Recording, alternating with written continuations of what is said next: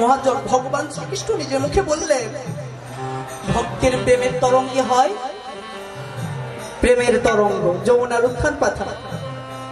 অভক্তের মনে ভক্তি আসে। মহাপ্রভু কি করলেন মা? মহাপ্রভু নদিয়ায় এসে তিনি জাতপাত মানলেন না, জাতপাতকে তুলে দিলেন।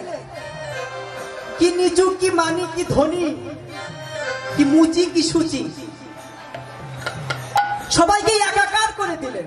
আরে আজকে আসলে কেউ বলতে পারবে এখানে কে মুচি, কে ছুচি, কে ছোট, কে বড় আছে?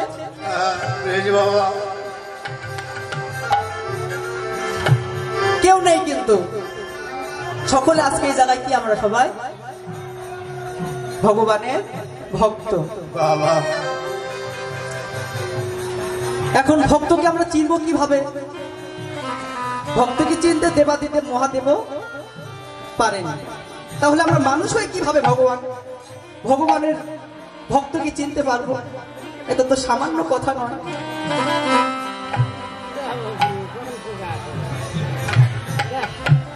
আমরা সকলে ভাগবতের একটি দৃষ্টান্ত অনেকে হয়তো জেনেছি যারা ভাগবত পড়েন। বিষ্ণুধর্মী নামে এক রাজা ছিলেন। তিনি তার উদ্যানে মানে বাগানে এক বৈষ্ণব ছিল। সেই বৈষ্ণব কুষ্ঠ রোগের আক্রান্ত, গলিত। তার দুর্গন্ধে চারিদিক তীব্র দুর্গন্ধ, থাকা যাচ্ছে না, এত গন্ধ। সঙ্গে সঙ্গে রাজার মালিকগণ রাজাকে বলল, মহারাজ আপনার বাগানে তো এক গলিত বৈষ্ণব রয়েছে, তার দুর্গন্ধে আমরা তা ফুল সংগ্রহ করতে পারছি না, আপনি যদি কিছু ব্যবস্থা করতেন।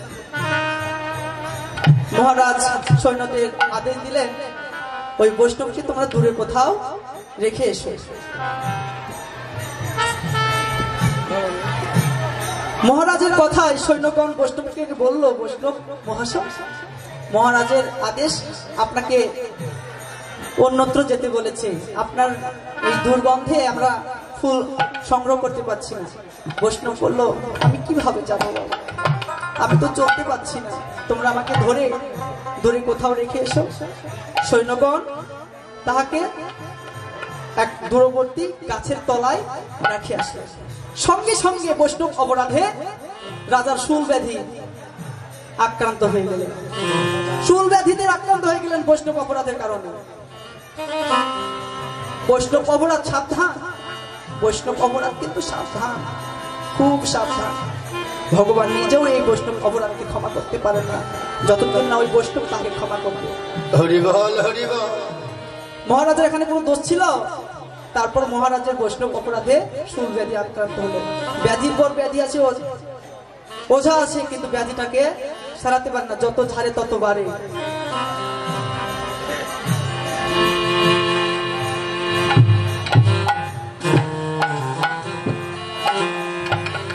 হরি বল।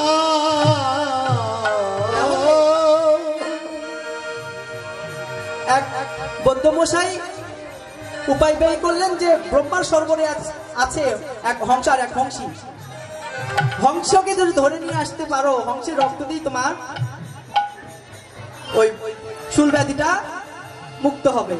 সঙ্গে সঙ্গে ব্যাদগণ গেল ব্রহ্মার সরোবরে হংস আর হংসীকে ধরতে।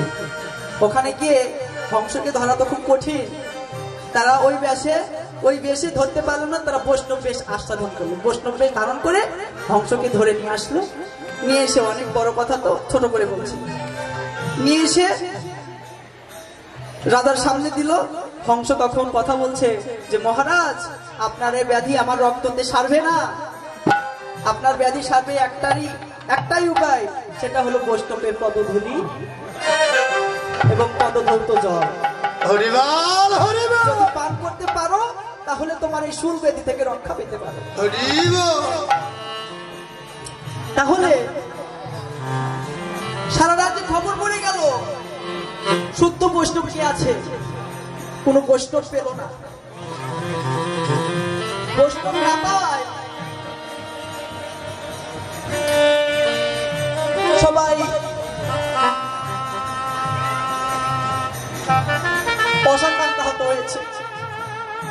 মলিনতা যাচ্ছে না, মনের কষ্ট দুঃখ বেড়ে যাচ্ছে, তাহলে উপায়? হংস বললেন, তোমার বাগানে একজন বৈষ্ণব ছিল না? সে বৈষ্ণবকে তুমি কোথায় রেখে এসেছো, মনে নেই? সেই বৈষ্ণবের চরণ ধৌত জল ছাড়া তোমার রোগ ব্যাধি ভালো হবে না। তৎক্ষণাৎ রাজা মহাশয় ওই বৈষ্ণবের পদধৌত জল, সেই জলের মধ্যে আছে পোকা, কিলবিল, দুর্গন্ধ, পুঁজ, খাওয়া যাবে বাবা? পুচালা জল কেউ খাওয়া যায়? কিলবিল কিলবিল করছে পোকাগুলো। তাহলে রাজার এখন ইতস্তবোধ হচ্ছে যে আমি এই জলটা কিভাবে পান করি, এত পোকা। রানীকে নিয়ে অন্দরমহলে প্রবেশ করলে, রানী এই জল আমি কিভাবে পান করবো? জলের মধ্যে যে তোলা অনেক অসংখ্য কীট, রণকীট। বুদ্ধি না পেয়ে সে রাজা কি করলেন, ওই জলটাকে মস্তকে রাখে, মাথায় রাখে। সঙ্গে সঙ্গে রাজার শূলব্যাধি নিঃশেষে ভালো হয়ে গেল এবং পরম একটি শান্তি অনুভব করছে। হাই হাই মহারানী, আমি একই ভুল করলাম মহারানী, আমি একই অন্যায় করলাম। এই জল সামান্য মস্তকে ধারণ করাতে আমার ব্যাধি ভালো হয়ে গেল, এক অনন্য সুখ লাভ করছি।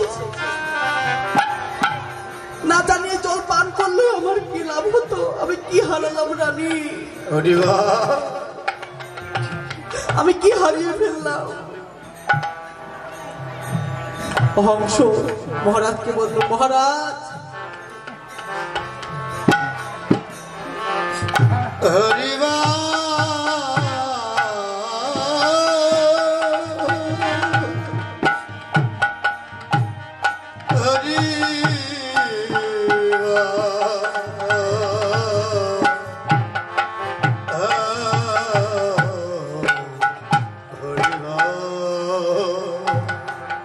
আমার এই ভুল সংশোধন হবে না। হংস বলল, না, তুমি যে অন্যায় করেছো, একে তো বৈষ্ণব অপরাধ করেছো, তার উপর তুমি এই বৈষ্ণবের চরণ ধৌত জলকে অপমাননা করেছো। একে বৈষ্ণব অপরাধে তোমার শূলব্যাধি হয়েছে, আর এই জলকে অপমাননা করাতে কি হয়ে জানো তো, তোমার স্বল্পকুলে জন্ম হবে। শাস্ত্রে প্রমাণ করলেন, যদি কোনো আসরে প্রসাদ বিতরণ হয়, প্রসাদকে কখনো কেউ মস্তকে রাখে না, অনেকে করে, প্রসাদটা আস্বাদন করে না, খায় না, ওখানেই বলে, করে না, প্রণাম করে না, এভাবে মাথায় রাখে না, অনেকে রাখে। এটা অন্যায়, অপরাধ, মহা অপরাধ।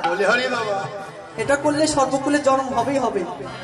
আবার 84 লক্ষ জনে ভ্রমণ করতে হবে, 80 জন করবার পর 4 লক্ষ মানব জন্ম পুনরায়। তাই সাবধান, প্রসাদ হইতে সাবধান, বৈষ্ণবের কাছে অপরাধ হইতে সাবধান। তাহলে ধুলি সামান্য ধুলি নয়। মহারাজের শূলব্যাধি ভালো হয়ে গেল, শান্তি লাভ করলো, সর্বশান্তি লাভ। মহাপ্রভু কি করলেন, যারা হরিনাম করছে না জগাই মাধায়, তাদের হাত ধরে বলল, একবার হরে কৃষ্ণ বলো, একবার হরি বল বলো। বলবো না, বক্ষে আলিঙ্গন দিয়ে বলল, ভাই একবার হরে কৃষ্ণ বল ভাই। নিতাই মাথায় আঘাত করলো, মাথা দিয়ে রক্ত ছুড়ে যাচ্ছে, তবু নিতাই ছাড়ছে, চরণে পড়ে গেল, চরণ ধরে বলছে, একবার হরি হরি বলো।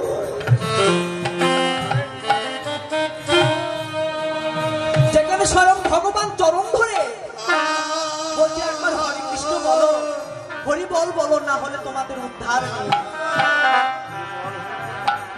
সেখানে আমরা সামান্য মানুষ হয়ে ভক্ত অভক্ত বিচার করছি। ভগবান কি আমাদেরকে বলেছে ভক্ত আর অভক্তকে বিচার করতে? ভগবান আমাদের কি শিখিয়ে গেলেন? ভগবান আমাদের শিক্ষা দিলেন, ভক্ত অভক্তের চরণ বিচার করো না, চরণ ধুলি মেখে যাও। একদিন না একদিন অবশ্যই শুদ্ধ বৈষ্ণবের চরণের ধুলি তোমার অঙ্গে লাগবে, সেদিন অবশ্যই তুমি বৈষ্ণবে রূপান্তরিত হবেই হবে। নিতাই গৌর হরি বল।